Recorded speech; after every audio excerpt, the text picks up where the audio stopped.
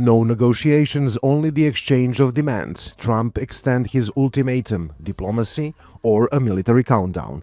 And what is Israel really doing in Lebanon?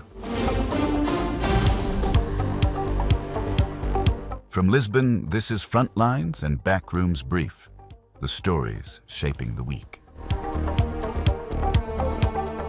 Welcome to Frontlines and Backrooms Brief. The current war against Iran will go down in military history, but for all the opposite reasons that those presented by Secretary of Defense Pete Hegseth. By week 3, it has become increasingly clear that it was launched without proper planning, without clear defined goals, and without a clear endpoint. This war has also shown that sheer force and air power alone are not enough against a regime built to survive, and, more importantly, determined to survive. So where are we now? According to the President of the United States, negotiations are already taking place. We have had very strong talks. We'll see where they lead. We have major points of agreement. I would say almost all points of agreement. Perhaps that hasn't been conveyed. The communication, as you know, has been blown to pieces. They're unable to talk to each other. But we've had very strong talks. Mr. Witkoff and Mr. Kushner had them. They went, I would say, perfectly. Except for one fact. There are no direct negotiations. Instead, the United States has delivered a 15-point plan to Iran through Pakistan. The demands are clear. Dismantle all nuclear capabilities, commit to never developing a nuclear weapon, cease uranium enrichment, and decommission and destroy key facilities, Fordo, Natanz, and Isfahan. Which raises a question. Why demand the destruction of facilities that were supposedly already destroyed, reduced to dust since June 2025? Here is the President of the United States last year. A short time ago, the U.S. military carried out massive precision strikes on the 3 key nuclear facilities in the Iranian regime, Fordo, Natanz, and Esfahan. Tonight, I can report to the world that the strikes were a spectacular military success. Iran's key nuclear enrichment facilities have been completely and totally obliterated. Iran is also expected to limit its missile program and abandon it in the future, to give up the Escalates of resistance network, to stop financing and arming groups like Hezbollah and the Houthis. In return, sanctions would be lifted, and the United States would offer support for civilian and nuclear projects. To put simply, Iran was asked to do voluntarily what the US and Israel could not achieve by force: to surrender. Iran's answer was simple: no, and a clear denial that any negotiations are taking place. Iran's Foreign Minister Abbas Araghchi. No negotiations have happened until now. I say this with certainty that we have no conversation and negotiations with our American counterparts. If there are messages from others to which we respond with our own position and demands, that is not called conversation, nor negotiations or anything. This is simply sending messages from the others.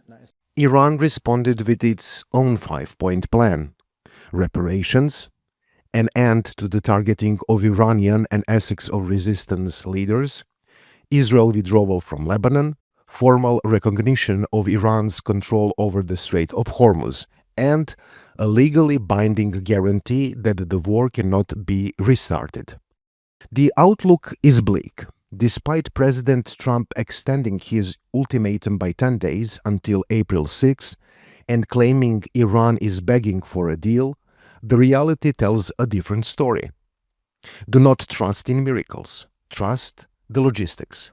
Nearly 7,000 elite troops, including the 82nd Airborne and Marines, are moving into a region that already hosts 50,000. The target? Kharg Island.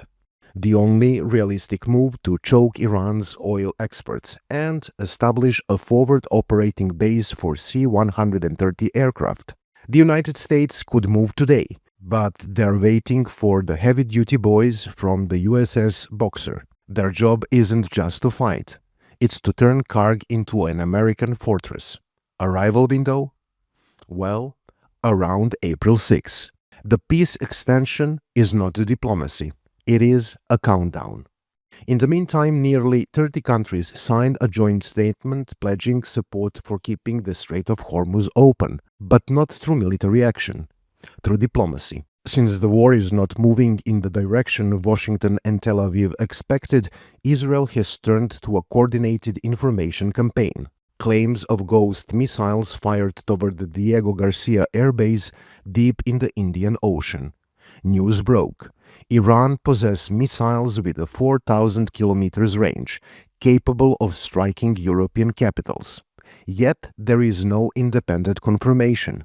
Not from NATO, not from European governments, not even from the Pentagon. Which raises a simple question. If the missiles were real, where is the evidence? Until proven otherwise, this remains an unverified claim. The story was then amplified by Israel Prime Minister Benjamin Netanyahu. What more proof do you need that this regime that threatens the entire world has to be stopped? Israel and the United States are working together for the entire world. And it's time to see the leaders of the rest of the countries join up. I'm happy to say that I can see some of them beginning to move in that direction, but more is needed. President Trump's call to have the international community confront this terrorist fanatic regime of zealots, that is a call not only for the security of America and the security of Israel, it's for the security of the entire world. And it's time for them to act. Europe pushed back. Mark Rutte said NATO cannot confirm any of the reported missile launches into the Indian Ocean. The UK Secretary of State was equally clear. There is no assessment to support the claim that Iran can strike London. But Israel continues to push the narrative.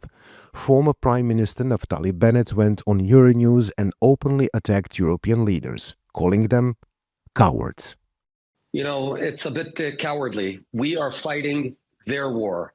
I'll tell you why. Iran shot 2 missiles to Diego Garcia, which is almost 4,000 kilometers from Iran. That's a range that reaches Brussels, that reaches Madrid, that reaches Paris.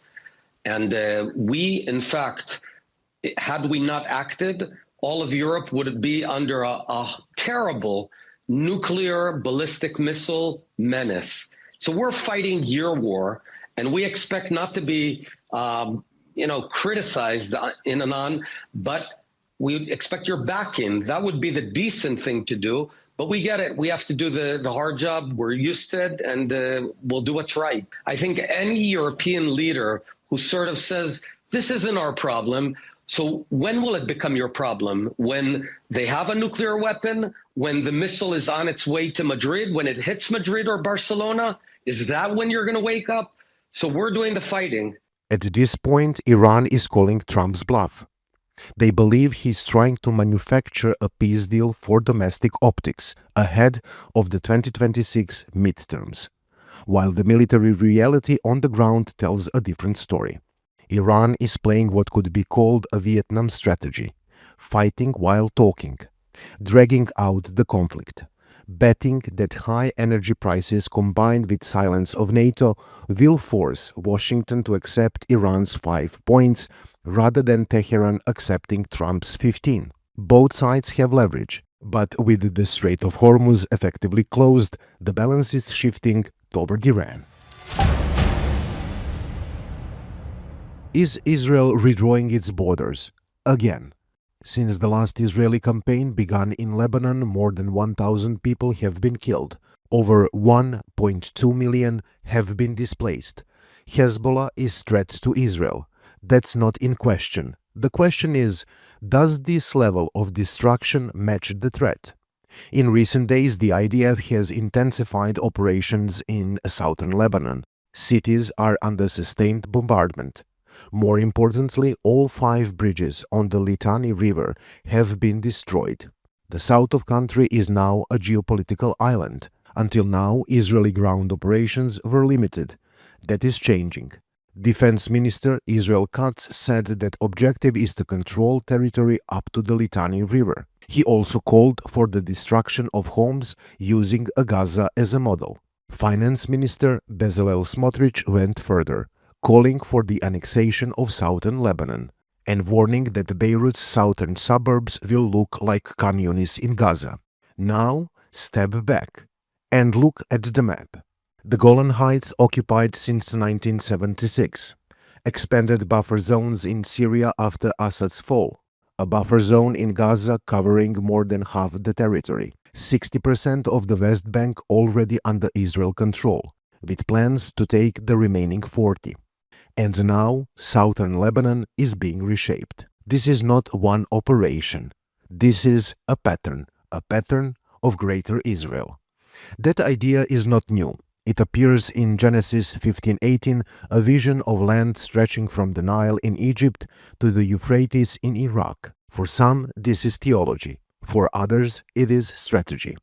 Lebanon is a fragile state, deeply divided, politically, socially, and religiously. A country that has already lived through a brutal civil war. Pressure from outside does not just weaken it. It risks pushing it back into that reality. The response? Condemnation from the United Nations, France, and Canada. The United States is silent. So is the European Union. The backroom could negotiate a future. The front line is burning the past and the present. The question is no longer whether Israel can reach the Litani. The question is who is in control, the negotiator or the bulldozer. And if the bulldozer is winning, what is left to negotiate? Because after first occupation of southern Lebanon, Israel now appears more determined to take the territory permanently. For now, we are in a waiting room. Will the region explode or move toward de-escalation? On the front lines, the signals point toward escalation. In the backrooms, there is no negotiations, only the exchange of demands. Yes, it sounds like a platitude, but we will need to wait and see, because in Washington, the decision ultimately rests with one man, while a key regional ally is pushing for the continuation of the war, and the main culprit is refusing any outcome that resembles surrender. Before we close, on Sunday we continue this conversation. My guest will be Stephen Simon, former senior director for the Middle East in President Obama's administration. We will break down what comes next. New episode of podcast available from Sunday 8 p.m. GMT. And that's the world this week. From Frontlines and Backrooms, I'm Vladimir Bobetic, and until next time, keep looking beyond the noise.